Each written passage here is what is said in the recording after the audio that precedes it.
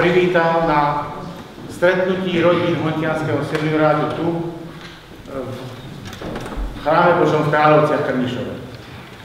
Dovolte mi, aby som privítal pani seniorku Hontianskeho seniorátu, magistru Hanu Peničkovú.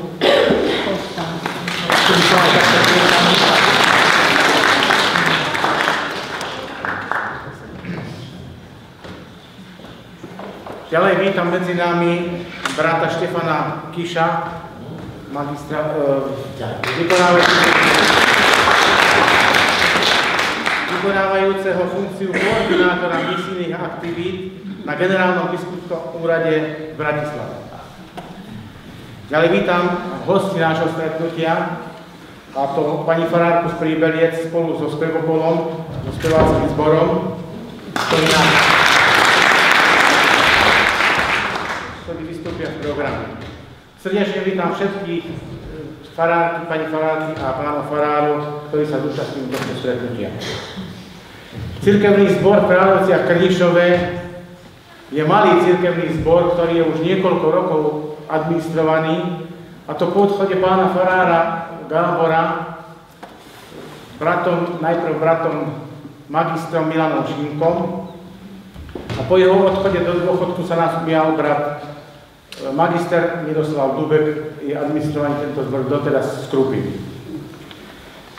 Vážime si, že tento náš zbor spravovali aj v období, keď oni samotní vykonávali funkciu seniora Hontianskeho seniorátu. Obidvaja majú svoj podiel na životaschopnosti tohto cirkevného zboru.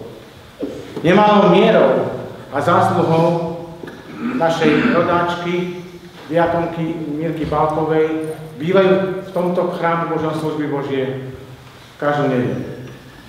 Keď som pri tých rodákoch, nedá mi nespomenúť, že v tomto cirkevnom zbore vyrastal a bol aj konfirmovaný brat magister Milan Krivda, dve volebné obdobia pôsobiaci ako biskup západného dištriktu.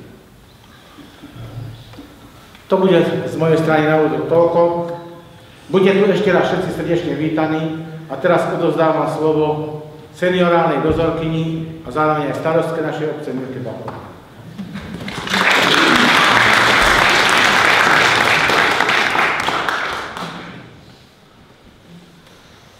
Sestra seniorka, sestry farárky, bratia farári, sestry dozorkyne, bratia dozorcovia, prezbiteri, sestry, bratia, vzácni hostia, všetci milí Pánu Bohu, malí aj veľkí, mládež aj konfirmanti, všetci. Všetci, ktorí ste prišli na toto stretnutie seniorálne, stretnutie rodín.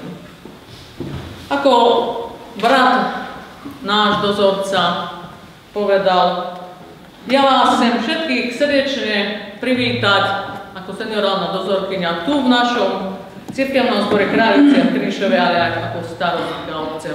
Nie mi je to na chválu veľmi, ale chcela by som vám aspoň z časti priblížiť našu obec. Aj zbor, v časti sa toho pridržal brat dozorca, niečo vám poviem aj ja.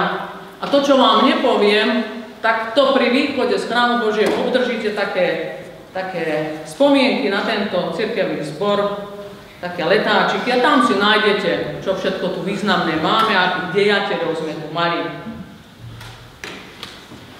Kráľovce Krnišov vznikli v roku 1964 spojením dvoch obcí, Kráľoviec a Krnišov. História ide ďaleko dozadu, Krnišov bol skorej datovaný 1266, potom neskôr roku 1300, neviem presne koľkom, Kráľovce. A potom by sa veľa toho dalo povedať, ale ja nechcem rozprávať len o našej dedine, lebo nie na to sme tu. Ale chcem povedať, že vy, ktorí to poznáte a ktorí to nepoznáte, ktorí ste tu prvý raz, medzi Kráľovcami a Krnišove je také námestičko, tam je zastávka, tečie tam potok. A ten potok je taký malý, bezvýznamný, ale taký historický mal veľký význam, lebo tam sa delila župa Hontianska, kde patrí Krnišov, a Kráľovce patrili do župy Zvolenskej. Tak sa delil aj seniorát. Prvú zmienku z tých historických dejín, ktoré som čítala, veľkohontianskeho seniorátu 1610. Veľkohontiansky seniorát. Čo sa týka tohto nášho kostola a našej dediny, tak ako som povedala, tento kostol, tento, čo tu stojíme v ňom a čo stojí tu na tomto mieste, bol postavený v roku 1909. V máji zhorel tento kostol, v 1909 zhoreli domy. V Kráľovci a Krnišove zhorela fara a o 5 mesiacov, alebo za 5 mesiacov postavili tento chrám Boží verní cirkevníci za pomoci mnohých iste, ale aj svojej oddanosti a viery Bohu popri stavaní svojich domov postavili tento chrám Boží aj faru. Na následky toho, v decembri toho istého roku, v roku 1909, zomrel farár Žoltický, ako 42 ročný. To je spojenie aj obce, aj cirkevného zboru. Tak ako aj naše obce a zbory, i my prechádzame rozličnými životnými udalosťami, skúsenosťami, výmenami všetkého možného, obnovením, či dediny, či tohoto chrámu Božieho. Ja myslím, že vidie na ňom, že sa o tento chrám Boží staráme, že doňho aj prichádzame, už v akej miere to už asi my domáci si musíme položiť ruku na srdce, ako ho zaplňame. Tak sa teším, že sme ho dneska, i keď poviem vám, že som si myslela, že ho viac zaplníme, ale že sme ho aspoň takto zaplnili, vďaka Pánu Bohu. Takže ešte raz buďte nám tu všetci srdečne vítaní, keď nás dnes je 153 ľudí, občanov na trvalý pobyt. Pri ščítaní v roku 1921 sa evangelickej cirkvi tu v Kráľovci a Krnišove prihlásilo 50 ľudí. 55 sa prihlásilo k rímskokatolickému vyznaniu, náboženstvu a bez vyznania, čo mňa a mnohých nás veľmi prekvapilo, 34 bez vyznania.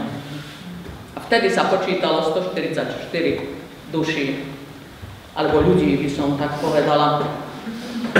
Takže to je tak skrátka aj z toho, a hovorím to, čo som nepovedala, tak to si tam prečítate. Tak buďte nám srdečne vítaní a verím, že tento čas trávime spoločne s požehnaním Božej blízkosti, Božej lásky a lásky jeden voči druhému, keďže máme poslušnosť lásky. Takže milovať Boha nado všetko a blížneho ako seba samého. A teraz by som poprosila sestru seniorku o modlitbu. Po modlitbe nám poslúži spevokol pod vedením sestry Farárky z Príberiec. Ako brat dozorca povedal, aj vás všetkých srdečne vítam. Viete, ja keď, prepáčte mi výrečnosť, ale tak ešte poviem niečo. Ja keď idem, u nás sa to povie tam na tie boky, tak ja viem, kde sa tie dediny. Ale keď z tých dedín tam niekde, tak nikto nevie, kde sa Kráľovce Krnišov. Tak verím, že viete a že si budete pamätať, kde sa Kráľovce Krnišov. A keď už som pri tom spevokole, tak aj pána starostu vítam, tak aby som naplnila aj túto. A ak ešte nejaký iný starosta, tak aj toho. Aby som nikoho neukrivdila.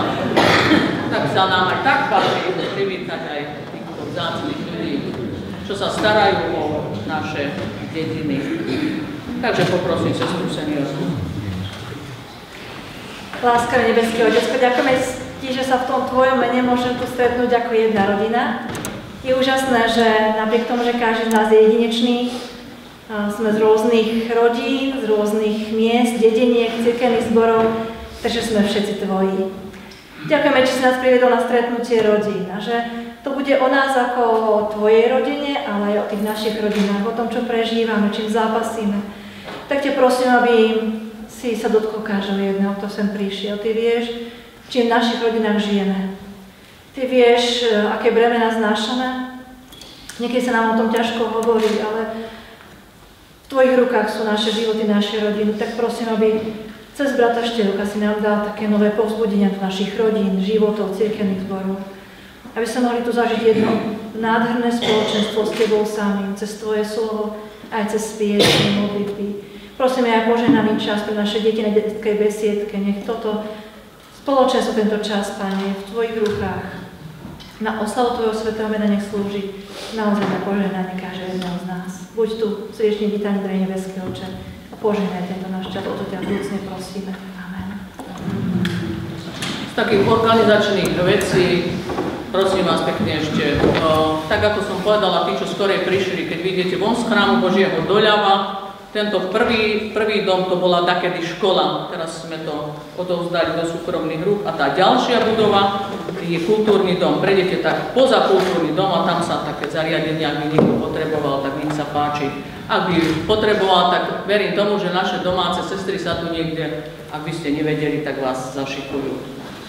To je z organizačných vecí asi všetko. Nech sa páči. Takže, milí bratia a drahé sestry, ja vás srdečne tiež chcem pozdraviť v mene nášho cirkevného spevokolu. Nevediem ho ja, vedie ho brat dozorca. Vybrali sme piesne na toto dnešné podujatie so srdcom. Chceli sme vám odovzdať niečo z toho, čo sme si možno nacvičili, ale hlavne vám chceme odovzdať tú emóciu, ktorú prinášame a snáď vás povzbudíme aj vo viere. My sme tie piesne zoradili možno podľa nejakej takej kvázi, že zvesti, ak to môžem nazvať. Prvá pieseň je vyznanie, že sme všetci Božie deti. Toto je aj stretnutie rodín a sú to aj maličké detičky, ale my všetci sme Božie deti, všetci sme bratia a sestry. Potom tá druhá pieseň sa nazýva Buď vôľa Tvoja. My ako Božie deti sa odovzdávame do tej Božej vôle, do Jeho rúk, nech On vedie naše životy, nech ich spravuje, lebo bojujeme naozaj mnohí so všetkým možným. A ďalšia pieseň potom je, že Bože Otče, teraz vidím, aký som bol slepý. Že už keď sme v tej vôli Božej, tak vtedy vidíme, že čo všetko sme vlastne nevideli v tom svojom živote a ako pekne nás Pán Boh dokáže previesť aj cez také tie možno strasti plné útolia. A posledná pieseň v prvom bloku, lebo nás poprosili, aby sme teda vystúpili aj na záver, na ukončenie, tak posledná pieseň v tom prvom bloku sa volá, že Žobrák. Aj Luther povedal, že som len taký žobrák tuto. Tak aj to je také vyznanie, že všetci sme si rovní a všetci sme žobráci pred Bohom a napriek tomu nás On ako žobrákov všetkých prijíma, berie na milosť. Tak verím, že vás povzbudíme týmto piesňami.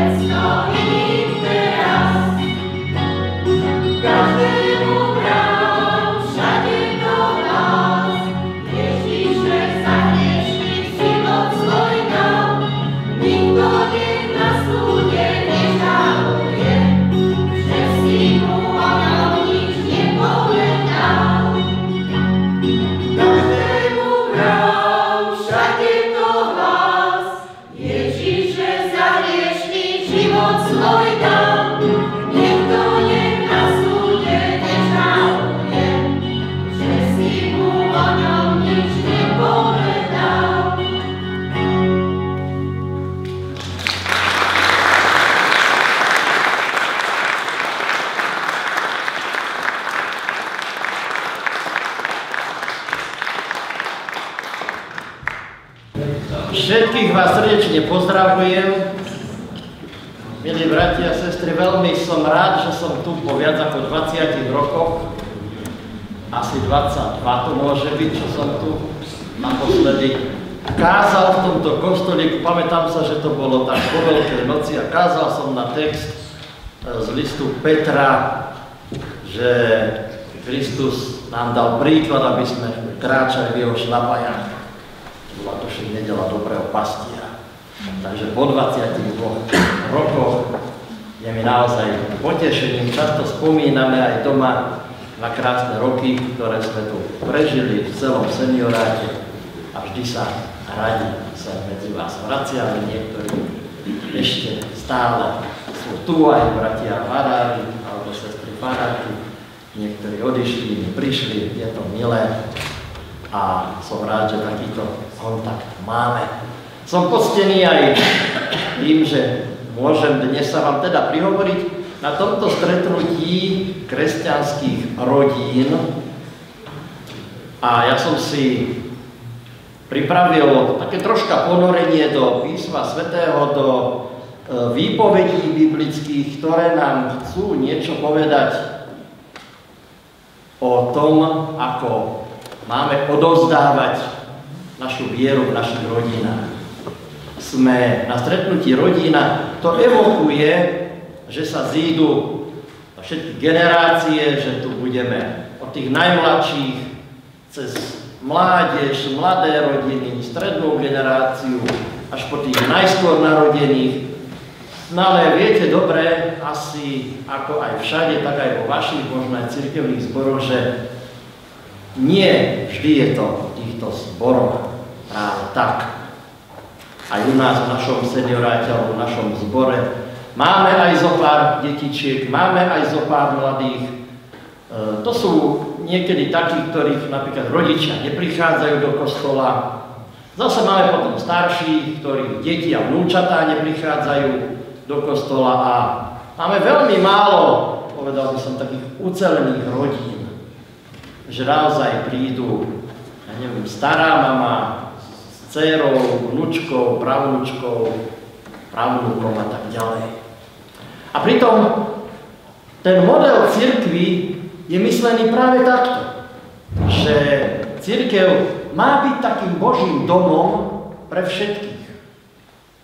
Napríklad, keď pozrieme do písma svätého, tak napríklad v Skutkoch 16:33 tam sa hovorí o tom, ako bol Pavel uväznený. Poznáte ten príbeh, keď prišlo zemetrasenie, oni sa vlastne dostali z väzenia. A vtedy žalárnik, čítame, že ich prijal k sebe, umýval im nohy a hneď sa dal pokrstiť on i všetci jeho domáci. Alebo naopak v 18. kapitole, 33. verši čítame, že predstavený synagógy Krispos uveril Pánovi s celým svojím domom. A Lídia zase známa postava novozmluvná, O nej tiež čítame, že sa dala pokrstiť aj so svojím domom.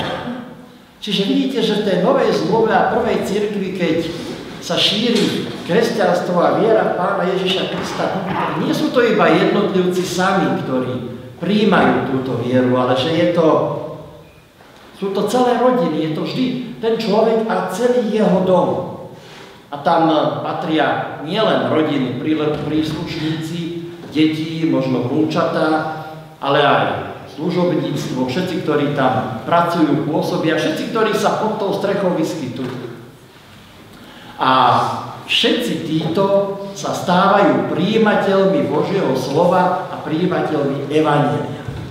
A apoštol Pavel to napríklad priamo očakáva od kresťanov, že to v tých svojich domoch, tých svojich domácnostiach a rodinách odovzdávajú.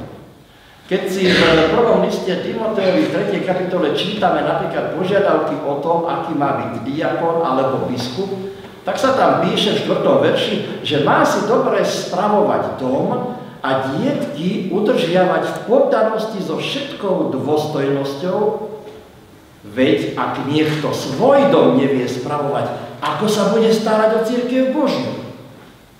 Čiže vidíme to, že tá požiadavka odovzdať to všetkým doma sa priamo očakáva. Dokonca v prvom liste Timotejovi v 5. kapitole v 8. verši apoštol Pavel píše až tak veľmi tvrdo, že ak sa niekto nestará o svojich a najmä o domácich, zaprel vieru a je horší ako neveriaci. Aj takéto tvrdé slova čítame. Ale zase urobím takú malú odbočku. Nech nás troška poteší to, že Pavel je v niektorých vyjadreniach veľmi prísny a niekedy až expresívny, ak ste si to všimli.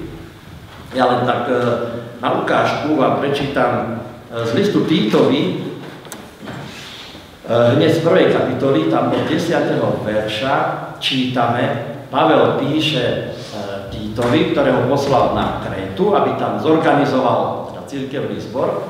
Na Pavel mu píše: je mnoho nepodajných, táravých ľudí a zvodcov, najmä zo židovstva, ktorým treba zapchať ústa. Títo prevracajú celé doby, keď pre zisk vyučujú, čo sa nemá vyučovať. A jeden z nich, ich vlastný prorok, o nich povedal, že Kréťania vždy luhajú a sú plané hovedá a darmožráči. A toto svedectvo je pravdivé, preto ich prísne napomínaj, aby ozdraveli vo viere. To je taký malý exkurs, len na ukážku som vám prečítal, že apoštol Pavel vedel byť veľmi prísny a tvrdý vo svojich požiadavkách pre vieru a pre Krista. A preto aj tá požiadavka spravovať si dom je u neho veľmi naliehavá a vážna. A my keď to počúvame, tak sa nás troška zmocní taký nepokoj, lebo v dnešnej dobe nie vždy to dokážeme naplniť. Od nás ako kresťanov by sa tým pádom očakávalo, že naše domácnosti budú tie prvé, ktoré v plnom počte a zastúpení prídu a naplnia chrám. A tá myšlienka aj je naozaj taká, že prichádzate do chrámu najprv so svojím dieťaťom, ktoré sa potom ožení, vydá, prichádzate už traja, a keď potom vaši mladí majú dieťa, prichádzate už 4, a keď ich majú 2 alebo 3, tak už prichádzate 5, 6. Ale presne vidíme tú realitu, že to tak nie je a to nás zarmucuje. Ja často, keď prichádzam do cirkevných zborov, kde zastupujem, tak počujem, ako tí starší, ktorí tam sú, tak sú nešťastní z toho, že ich vlastné rodiny neprichádzajú do chrámu a oni by pritom chceli. Samozrejme, že majú tú vôľu a možno to aj vy niektorí poznáte a prežívate, že by ste chceli. My s manželkou máme deti, s ktorými sme prežili už teda rannú pubertu, strednú pubertu a preto viem veľmi dobre, čo to znamená, keď vám povie vaše dieťa, že sa mu nechce alebo na čo a tak ďalej. A priznávam sa k tomu tu teraz pred vami, že áno, tiež to doma niekedy prežívame. A pýtame sa, čo s tým? A prečo je to vôbec tak? A vždy si tak zaspomíname v duchu a možno aj v vy to tak máte, že si povieme, kedy si to takto nebolo. Kedy si nás jednak bolo viac v tých kostoloch a jednak sme tú vieru ako si prijímali. S väčšou radosťou a vďakou. Čo sa zmenilo? V čom je ten rozdiel? Môžeme si skúsiť povedať niekoľko takých faktorov, ktoré, nehovorím, že len tie, ale ktoré napríklad ovplyvňujú to, že dnes mladí ľudia, mládežníci, tínedžeri alebo deti nechcú prijímať evanjelium s takou radosťou a ochotou ako kedysi. Takú prvú vec, ktorú by som vyzdvihol, sú možno autority. Že kedysi jednoducho, keď povedal rodič alebo starý rodič, že ide sa do kostola, tak sa proste išlo. Dnes je toto celospoločenský problém, že dnes môžete povedať, čo treba alebo netreba, aj tak vás nie vždy vaši mladí, vaši deti alebo vnúčatá poslúžnu. Česť výnimkám, teda my s manželkou máme napríklad na náboženstve deti, ktoré nám do kostola vôbec neprichádzajú, ani ich rodičia neprichádzajú, hoci sú to napríklad bývalí mládežníci, ale keď odídu na víkend k babke niekde na dedinu, tak povedia, tam sme boli v kostole. No tam sa musí, babka zavelí a ide sa. Keď sú doma, tak sa nemusí. Takže chýba nejaká autorita a keď aj je niekto, kto povie, poďme do kostola, tak chýba práve ten rešpekt vnútorný, že ideme. Taký druhý bod, ktorý by som možno vypichol, je vplyv spoločnosti. Ako je spoločnosť nastavená? Ja si spomínam, že keď som bol dieťa, tak museli sme sa správať slušne. A keď sme napríklad u lekára, alebo niekde na úrade, alebo na pošte nám bolo dlho so sestrou a začali sme pobehovať, alebo sa správať nejako hlučne, tak nás vždy niekto napomenul. A nebol to iba rodič. Kľudne, hoci kto aj z cudzí. Nebehajte, ticho buďte, pekne sa správajte. Celá spoločnosť bola nastavená na nejakú normu, že toto sa môže, toto sa nemôže. A našim rodičom ani vlastne nenapadlo, že by sa sťažovali, že ich deti niekto napomína. Dnes, a hlavne v otázkach duchovných, toto úplne chýba. Kto vám dnes povie, okrem možno tých vašich najbližších, že treba ísť do kostola? Že sa treba zaujímať o duchovné veci? Kto vám v spoločnosti vás tomu pozbudí, aby ste to robili? Spoločnosť vôbec nie je na to nastavená, aby takéto aktivity podporovala ani u jednotlivcov, ani u skupín. A taký tretí bod, som si nazval tak pracovne, že vplyv masy. To je to, čo robia všetci ostatní. To možno poznáte aj z vlastného života, alebo z vlastného detstva, mladosti, že keď idú všetci kamaráti, idem aj ja. No, keby šli možno všetci z triedy do kostola, tak by som išiel. A keď nikto nejde, tak čo? Pôjdem sám a na čo? Ďalší bod som si napísal konzum a blahobyt. Ľudia sa majú dnes dobre a nemajú ani duchovnú potrebu riešiť nejakého Boha alebo nejaké požehnanie pre svoj život, keď im v podstate nič nechýba. Takýchto bodov by sme mohli samozrejme nájsť aj viac, toto boli len také niektoré, ktoré sa nám vynoria v mysli ako prvé pri otázke, čo sa zmenilo a prečo nám tie naše mladšie generácie to evanjelium až tak nepríjmajú.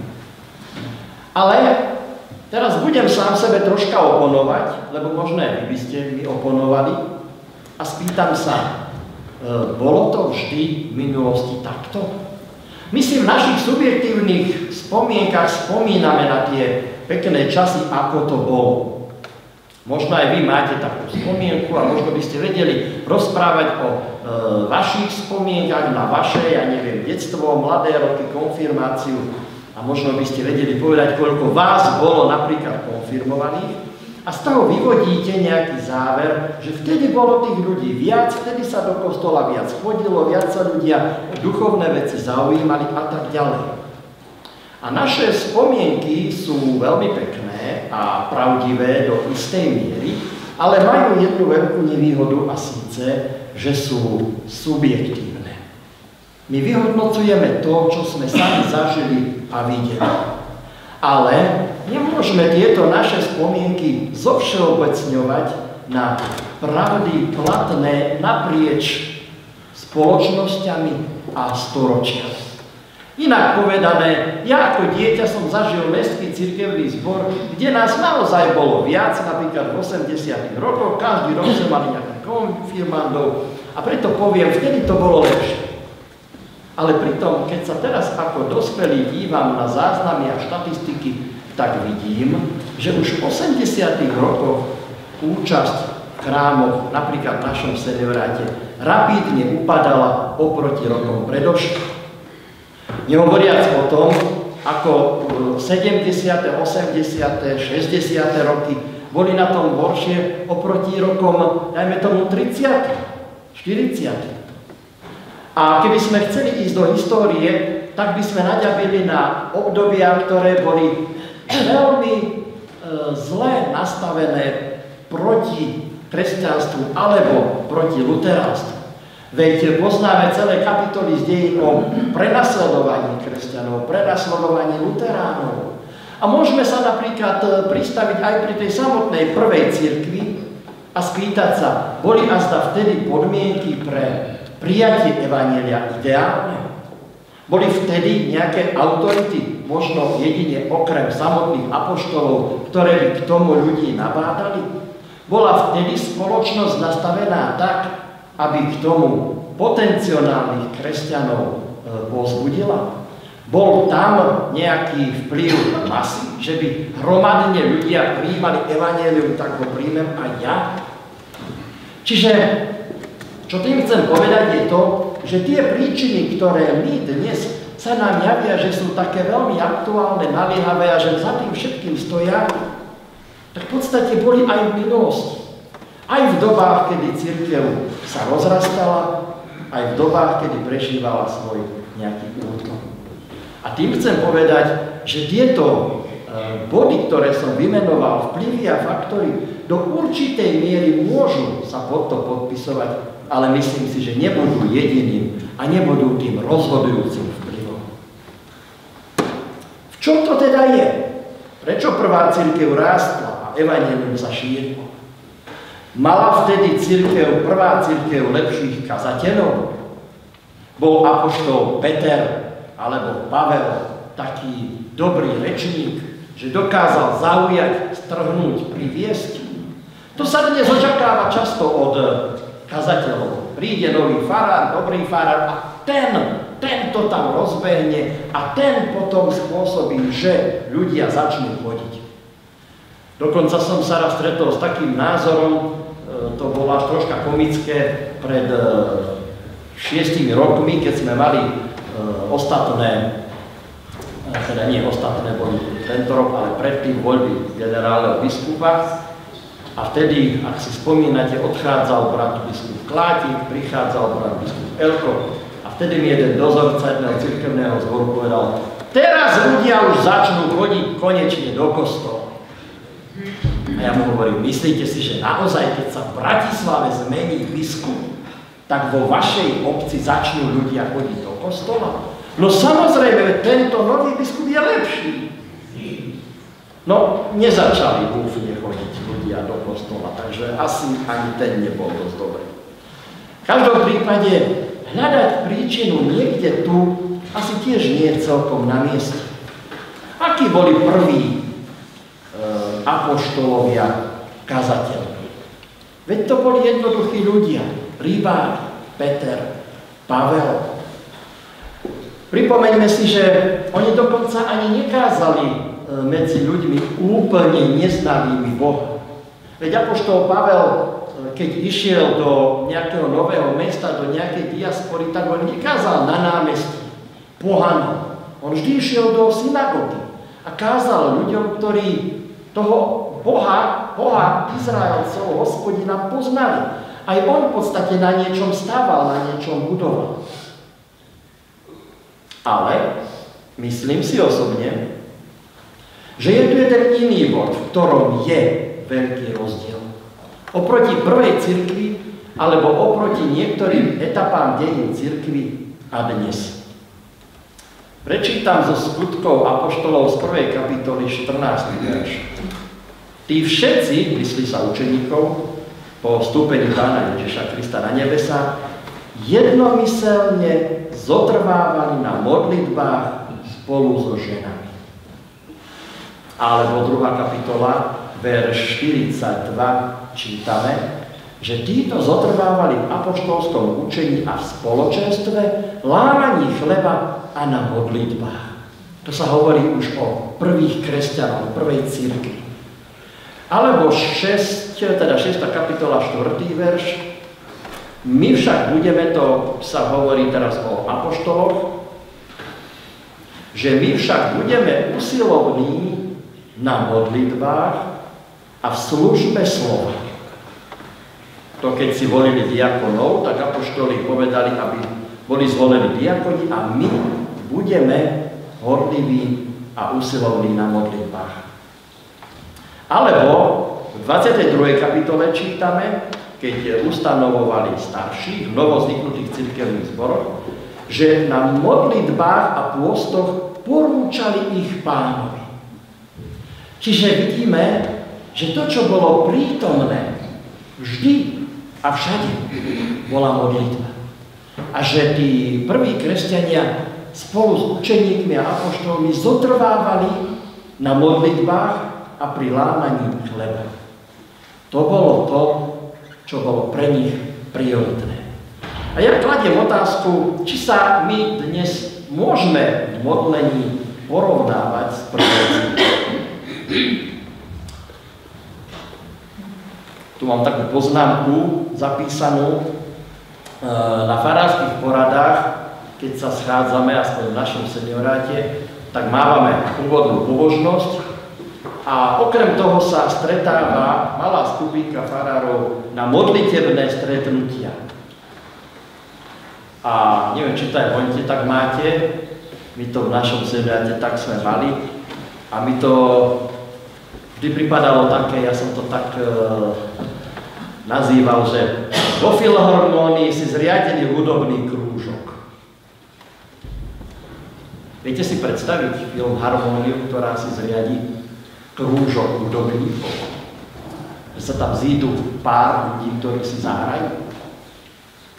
Nemá hrať celá tá Filharmónia náhodou, nemajú všetci byť tými hudobníkmi. Sme my všetci modlitebníkmi. Modlíme sa. Vkladáme to, čo máme na srdci, všetko do Pánových rúk a vkladáme to naozaj s úprimným očakávaním. To je jedna moja otázka. A druhá otázka je, či tu máte aj spevníky. Máte? Lebo ja by som teraz rád vložil pieseň. 317.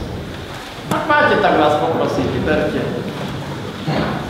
Lebo ja som nechcel vás 40 minút zahlcovať iba slovom a preto som si povedal, že urobíme troška hudobný prediel.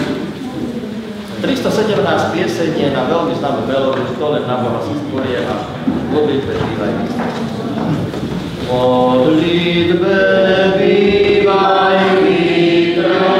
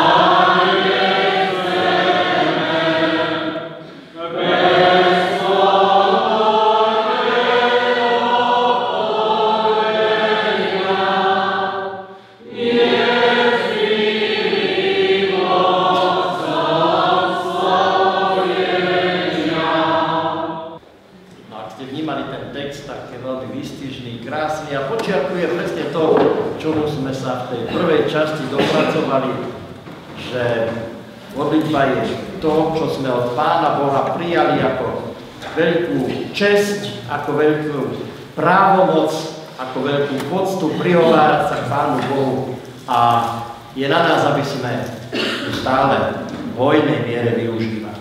Troška teraz zmením tému a začnem hovoriť o viere. Odkiaľ pochádza? Apoštol Pavol v Rímskym 10 píše, že viera je z počúvania skrze slovo Kristovo. To znamená, že ak máme mať vieru, musíme počuť Božie slovo.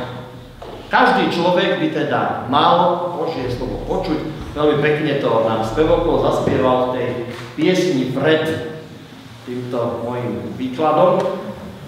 A ste si všimli, ako to bol ten text? Aby nikto na súde nežaloval, že mu nik nepovedal. Tak ste to spievali, nie? Áno, aby nik na súde nežaloval, nežaluje, že mu nik o Bohu nepovedal. Takže viera je z počúvania a o Bohu sa teda má hovoriť. Ale samozrejme to neznamená, že naše hovorenie o Bohu automaticky samo o sebe vyvolá, spôsobí vieru. Pretože my vieme, že viera je z Ducha Svätého a že je tak ako Duch Svätý, aj samotná viera, že je Boží dar. O daroch píše apoštol veľmi veľa, napríklad Efeským 1.17, aby Boh nášho Pána Ježiša Krista, Otec slávy, dal vám ducha múdrosti a zjavenia v poznávaní viery. Teda aj poznávať Pána Boha a mať ducha múdrosti je Boží dar. Alebo 1. Korinským 12, to je tá známa kapitola o daroch duchovných. Jednému sa dostáva reč múdrosti, inému slovo známosti toho istého ducha a inému viera v tom istom duchu. Alebo u Jakuba čítame, len dobrý údel, ale dobrý dar, poznáte tento citát známy, pochádza z hora od Otca svetiel. Čiže viera je Boží dar, je človeku darovaná, ale prichádza skrze počúvanie o Bohu, počúvanie evanjelia. Dokonca Boh je ten, ktorý vieru aj zachováva. O tom píše napríklad apoštol Peter v prvom svojom liste, 1. kapitola, 5. verš. Moc Božia zachováva vieru na spasenie. Vieru teda musí dať Pán Boh, nemôže ju dať človek. Aj keď by sa o to hociako usiloval, nejakými taktikami, psychologickými postupmi, aj tak človek vieru v ľudskom srdci nevybuduje. Veľmi pekne hovorí Žalm 127, určite to poznáte. Ak Hospodin nestavia dom, márne sa namáhajú stavitelia. Niekedy si kladiem otázku, či aj my, kresťania, alebo my v cirkvi nemíňame viac energie na to, aby sme rozmýšľali a špekulovali, ako na to, namiesto toho, aby sme sa radšej modlili. V každom prípade, teraz sa dostávame vlastne k názvu, ako kľúčovej téme tohto môjho výkladu, prednášky, ako to nazvať. Ja som to nazval Cesta do Damasku. Damask, ako možno viete, je to hlavné mesto Sýrie, aj bolo. Od Jeruzalema sa nachádza vzdušnou čiarou 217 km, čo je celkom slušná vzdialenosť, keď vezmete, že vtedy si neboli auta, ani lietadla. A toto mesto Damask bolo mestom, kde jednak bolo veľa Židov, ale potom aj veľa kresťanov. A relatívne rýchlo po vzniku prvej cirkvi tam sa kresťania zhromažďovali, hlavne v časoch, keď to v Jeruzaleme a Antiochii začalo byť nebezpečné. Takého veľkého nepriateľa mali kresťania, určite viete v tom, mužovi menom Saul. A práve preto ľudia aj do tohto Damasku odchádzali, utekali, aby tam boli v relatívnom bezpečí. Ale samozrejme, keďže Saul bol veľmi horlivý a tvrdý, tak neváhal obetovať energiu na to, aby si vyžiadal od kompetentných povolenie odísť aj do toho Damasku a aj tam prenasledovať kresťanov a pochytať ich, zatknúť a uväzniť. A tak podniká Saul svoju pamätnú cestu do Damasku. Čítame o nej v Skutkoch apoštolov v 9. kapitole. Saul ešte vždy zúril proti učeníkom. Dychtiac po ich vyvraždení, išiel k veľkňazovi a vyžiadal si od neho listy na synagógy v Damasku, aby prívržencov toho učenia, ak tam nejakých nájde, poviazaných priviedol do Jeruzalema mužov aj ženy. Ako šiel a blížil sa k Damasku, ožiarilo ho odrazu svetlo z neba. Padol na zem a počul hlas, ktorý mu vravel: Saul, Saul, prečo ma prenasleduješ? A on povedal: Kto si, Pane? Odpovedal mu: Ja som Ježiš, ktorého ty prenasleduješ. Ale ťažko sa ti bude spierať ohňom. Trasúc sa a diviac, spýtoval sa Saul: Čo chceš, Pane, aby som činil? Ježiš povedal: Vstaň a choď do mesta a povedia ti, čo máš činiť. A mužovia, ktorí išli s ním, stáli ako ohromení, lebo počuli síce hlas, ale nevideli nikoho. Saul teda vstal zo zeme, ale keď otvoril oči, nič nevidel. Vzali ho teda za ruky a vzali do Damasku. Takáto bola Saulova cesta do Damasku. Bola to cesta, na ktorej ho stretol a oslovil Pán Ježiš a na ktorej sa začal prerod Saula na nového človeka, na Pavla. A táto cesta do Damasku je takým symbolickým obrazom našej cesty Pánovi Ježišovi. A vôbec každého človeka. Niekto na tej ceste môže prejsť a Ježiša nestretne. Teda myslím takýmto spôsobom ako Saul. Veď okrem Saula mnoho ľudí tady denne chodí. Niekto sa na takúto cestu môže vydať a stretnúť Ježiša krátko za Jeruzalemom. Niekto uprostred cesty, niekto tesne pred Damaskom.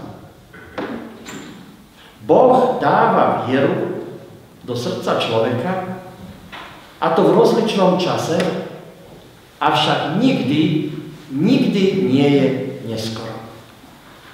Ak nie sme my tí, ktorí dokážu vložiť vieru do srdca človeka, napríklad našich blízkych, životných partnerov, detí, vnúčat, pravnúčat, alebo kohokoľvek iného, tak sa môžeme za týchto našich blízkych modliť.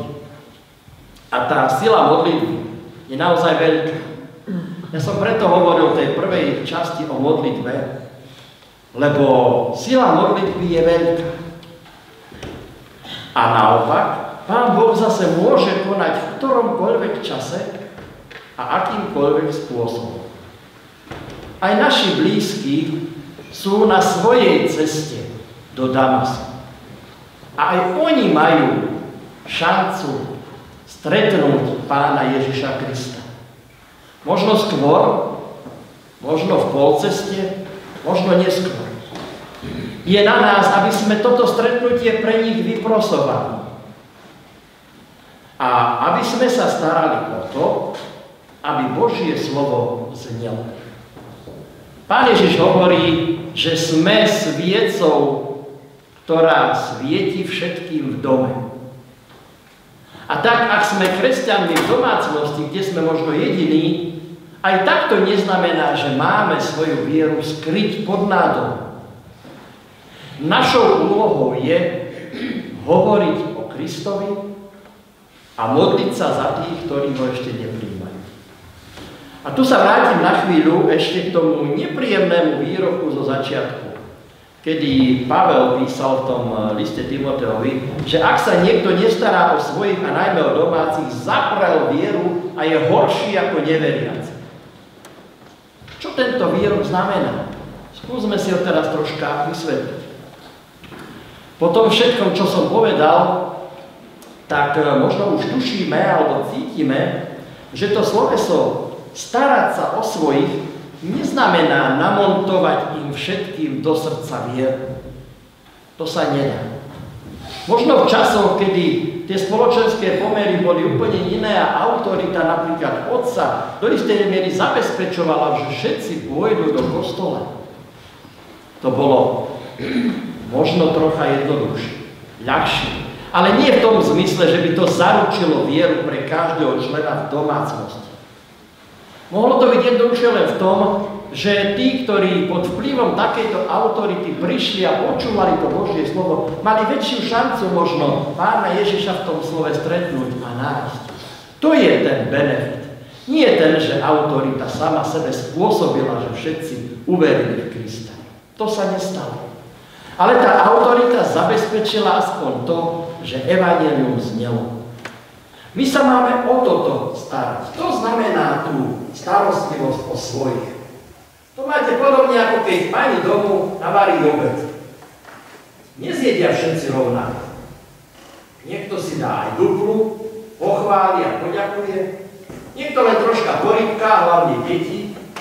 Ale ak ste uvarili, ak obed je na stole, ak každý má možnosť prísť a naobedovať sa, ak ste sa o nich postarali. Nepostarali by ste sa vtedy, ak by ste nechali prázdny stôl a neuvarili vôbec nič.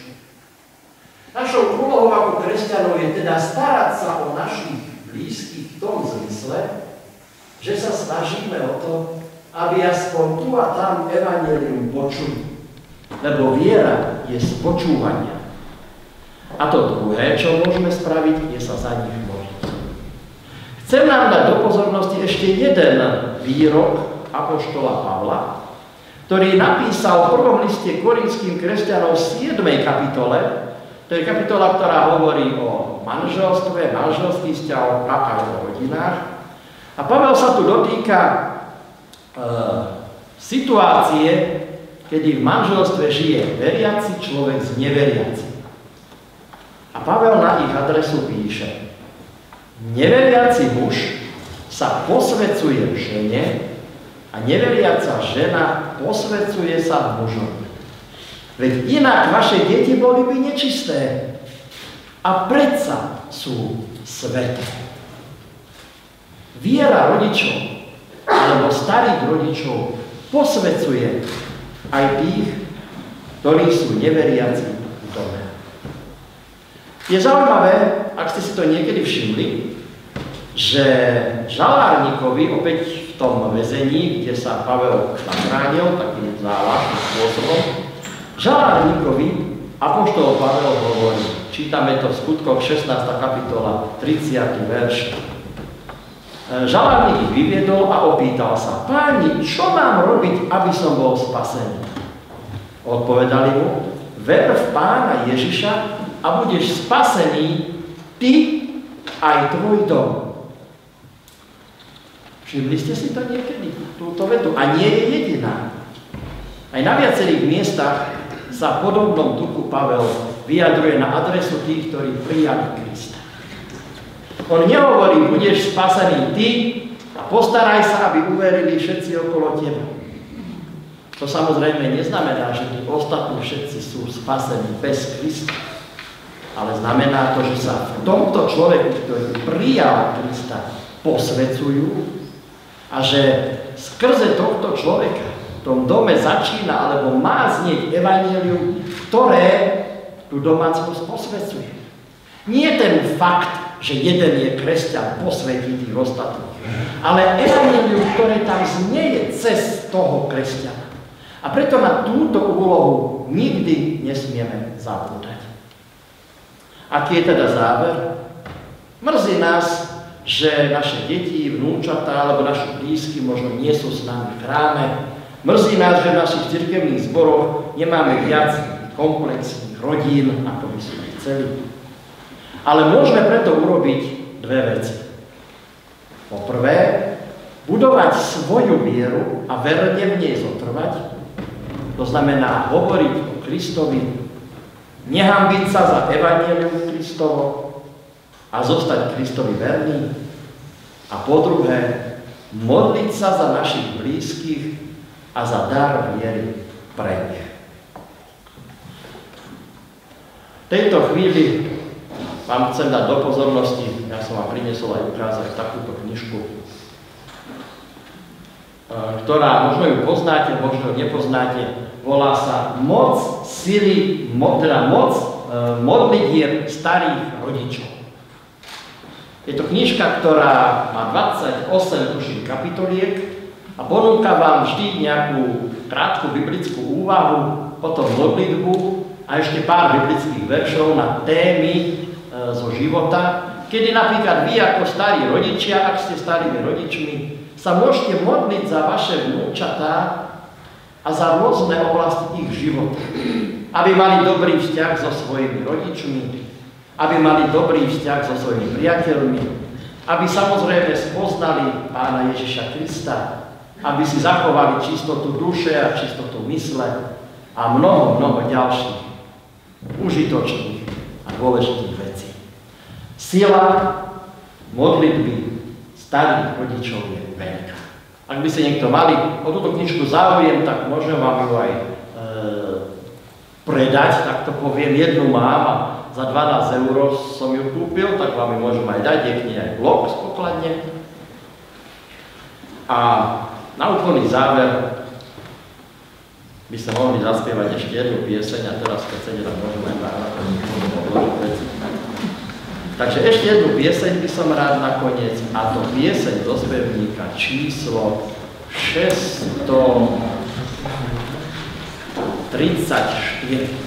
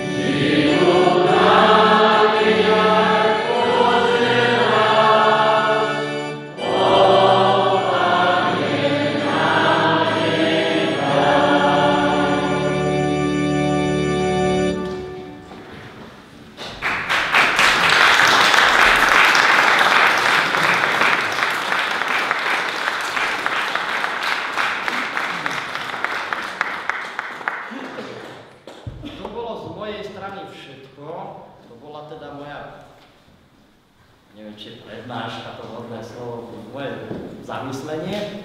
A ja som mal pôvodne pripravené pre vás také jedno malé prekvapenie.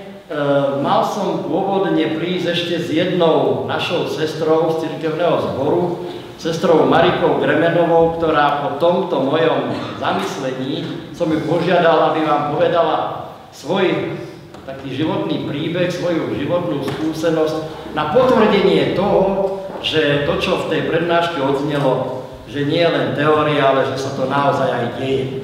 Ona žiaľ nemohla prísť, lebo jej manžel ju prihlásil teda na nejakú firemnú akciu, že z jeho práce musel ísť na nejaké stretnutie zamestnancov, aj s manželkami sa všetci mali stretnúť, takže musela odísť tam. Všetkých vás srdečne pozdravuje, ale len pár vetami teda poviem o tejto našej sestre. Je to sestra, ktorá sa volá Marika Gremenová, má niečo po 70-ke a keď bola vo veku asi 35 rokov, ona od detstva chodila do kostola, pretože vyrastala v evanjelickej rodine. A keď mala asi 35 rokov, tak sa v našom cirkevnom zbore založil krúžok žien. To bolo v roku 1991. Ona prijala vtedy úlohu vedúcej tohto krúžku žien a dodnes, to už je viac ako 30 rokov, tento krúžok vedie. Mesiac čo mesiac sa naše sestry stretávajú a táto sestra Marika Gremenová im vždy pripraví nejaké zamyslenie. Prečo ju spomínam? Ona sa vydala za muža, ktorý bol veľmi tvrdý ateista a ktorý nielenže teda sám bol proti Bohu, ale veľmi bol aj proti tomu, aby ona chodila do kostola a aby ich spoločná dcéra chodila do kostola. A keďže to bol kamionista a odchádzal na dlhé cesty, ešte za mladá, naozaj na niekedy aj 2 týždne, tak ona prichádzala do kostola, ja si to ako dieťa pamätám vždy, v podstate len vtedy, keď on nebol doma, a keď on doma bol, tak do kostola buď prísť nemohla, neprišla, alebo len s veľkými nejakými ťažkosťami. Pamätám si, že vždy bola z toho taká nešťastná, že nielen, že ten muž nepríde s ňou, ale ani len neumožní, aby ona slobodne do toho kostola chodila, aby privádzala aj tú svoju dcéru. Tá ich dcéra potom neskôr vyrástla, stala sa z nej taká veľmi aktívna, živelná puberťačka, ktorá tiež, hoci predtým chodila na besiedku, tak ju potom tieto veci na chvíľu prestali zaujímať.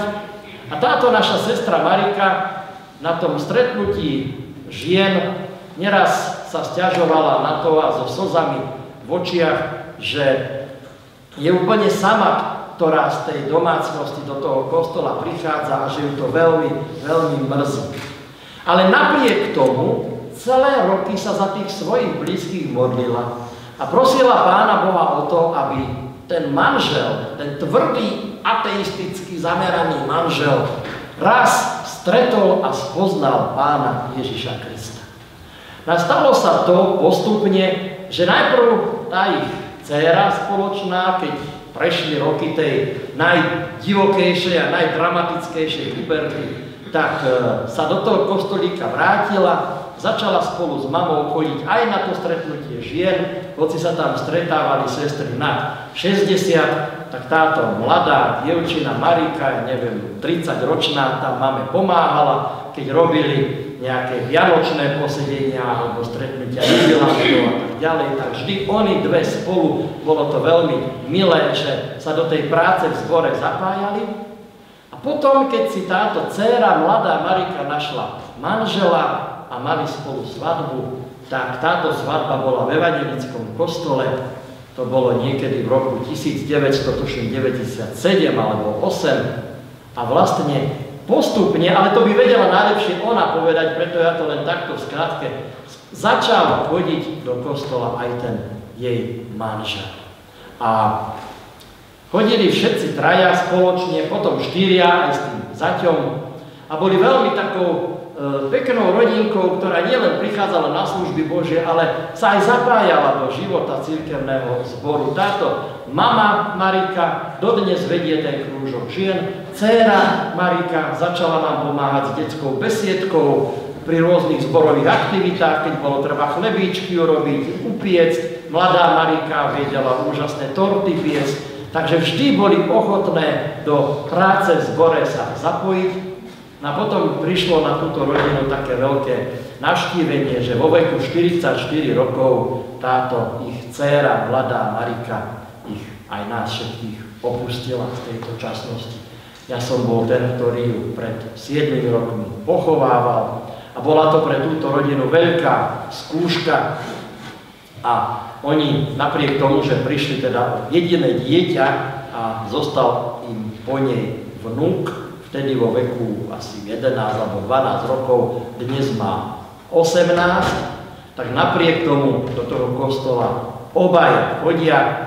To, čo riešili kedysi s mladou Marikou, teraz riešia s tým vnukom, lebo v 18 tiež sa mu ako si prestalo chcieť chodiť pravidelne na služby Božie. Ale oni dvaja chodia dokonca aj na seniorátne akcie, boli v Ružomberku na stretnutí a obaja mali na pláne prísť aj dnes sem a bolo takou mojou veľkou túžbou, že by oni boli tu, sa pred vás postavili a sami na svojom živote povedali, že ktorých ten pohľad na Pána Ježiša Krista kedysi rozdeľoval, tak dnes ich spája, pretože obaja vlastne Pána Ježiša spoznali. A to vďaka vytrvalej modlitbe. Takže povedal som svedectvo, ktoré nie je tam úplne moje, ale je to svedectvo našej sestry, ktorú osobne poznám, v našom zbore ju máme a sme veľmi radi, že ju máme. Tak to je taká bodka neplánovaná. Ďakujem vám všetkým teda ešte raz za pozornosť. Verím, že vám toto moje zamyslenie nad písmom svätým niečo dalo a že vás povzbudilo k tomu, aby ste nestrácali optimizmus, vieru a nádej. Števko, ďakujeme veľmi pekne za, tak ja už neviem, či to nazveme prednášku, ale slovo, ktorým si nás povzbudil, poslúžil. Ako každého jedného z nás tá cesta do toho Damasku iste je ťažká a tak ako si povedal, niekoho na tej kratšej ceste, niekoho na tej dlhšej ceste, niekoho až tesne pred Damaskom, ale verím, že každého Pán osloví a záchraní. Takže si ďakujeme veľmi, že si prišiel a poslúžil.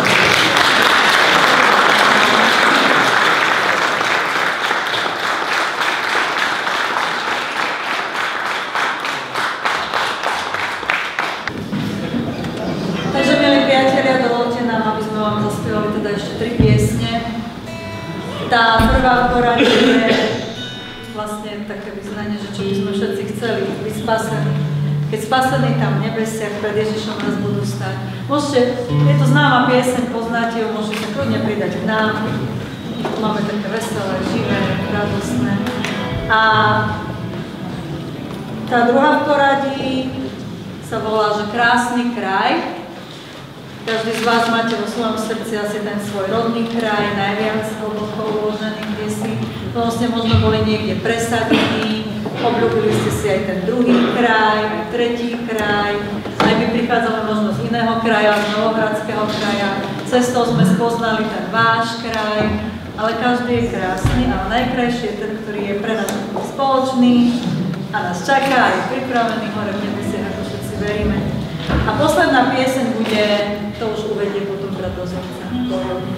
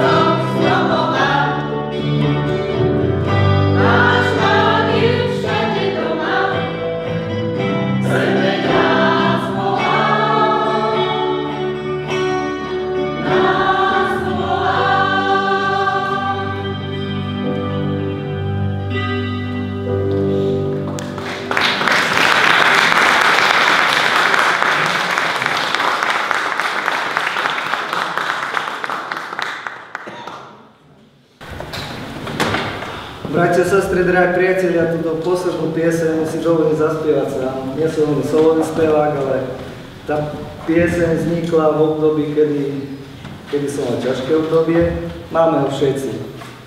Máme všetci ťažké obdobie a vtedy možno trošku, keď nám je dobre, tak zabúdame na nášho Pána a Spasiteľa. Ale keď príde niečo ťažké, tak zrazu sa nám vynorí, že sme zabudli na ňo. Alebo že sme sa modlili menej a vtedy vlastne prichádza on do nášho srdca a do našej mysle, do nášho života nás skrz prežiari a dá nám cestu, ukáže nám smer. A takže táto pieseň je vlastne môjim vyznaním, mojou vďakou, ale verím, že bude aj pre vás povzbudením a takým, že náš Pán a Spasiteľ na nás nikdy nezabúda. Pieseň sa volá Zabúda vždy.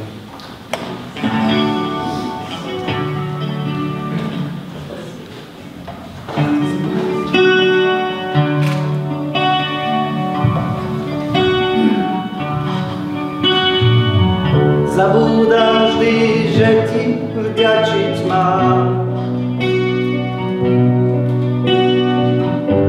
že vzhľadnúť môžem k nebesám,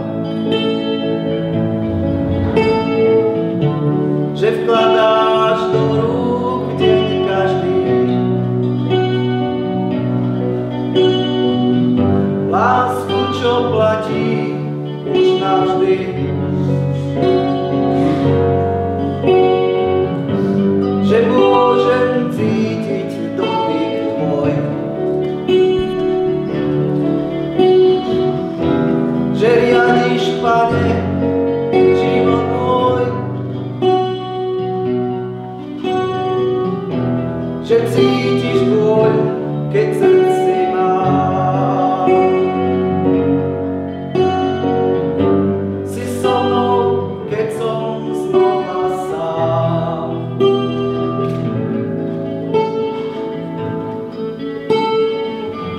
Mať na zemi bytosť spriaznenou, čo vie zhojiť dušu zranenú. Mojim skutkom slovám rozumie, plný lásky, kto len taký je.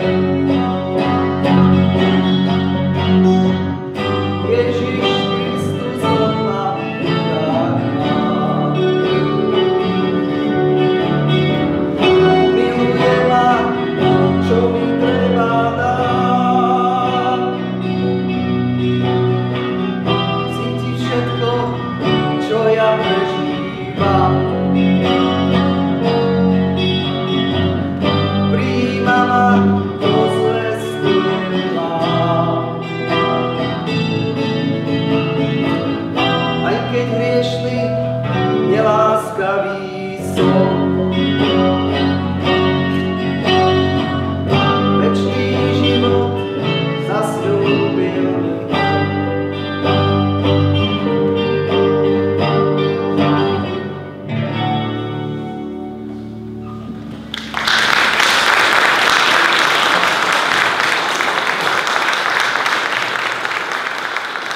Rád aj poďakovať Bohu za to, že ho mohli sme poznať, že nás on miluje a my poznávame, ako láskou nás miluje.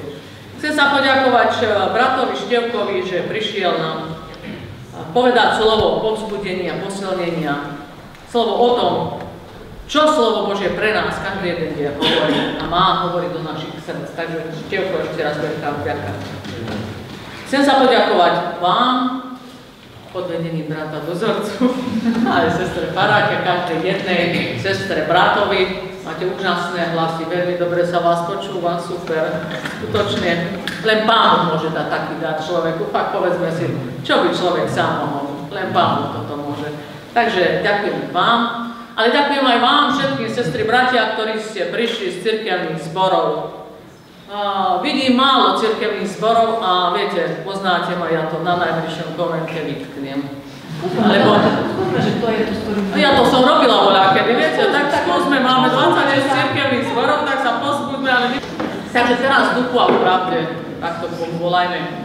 Ďakujeme Ti, nebeský Bože, za Tvoju veľkú starostlivosť o nás, za to všetko, čo nám dávaš, za Tvoje hojné požehnanie, za Tvoje slovo, ktoré nás sítiš, za to, že nám dávaš ľudí, sestry, bratov, ktorí nás vedú, ktorí tú radosnú zvesť Evanjelia nás zvestujú, aby sme sa k Tebe priblížili, aby sme s Tebou vzťah budovali, aby sme Tebe, Pane Ježiši, všetko odovzdávali. Tak Ti ďakujeme za našich slova Božích kazateľov, kazateľky, seniorov, seniorky, biskupov, za všetkých, ktorým záleží na tom, aby Tvoje kráľovstvo, nebeský náš Pane, tu na tejto zemi rástlo a sa rozhojňovalo. My Ti ďakujeme, že aj teraz môžeme skrze Pána Ježiša Krista pre Tvoju tvár predstupovať, za všetko Ti ďakovať, ale aj o silu a pomoc do ďalších dní vyprosovať.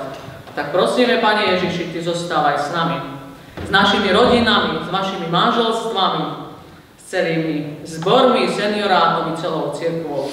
Aby Ty, Pane Ježiši, si nás chránil a požehnával každého osve, ale aj po tých našich zboroch, potom na tých cestách našich domov, do prác, do škôl, aby Ty si bol s nami, aby sme na Teba nezabudali, aby sme jeden druhého tak milovali, ako si nás Ty miloval a ako nás miluješ.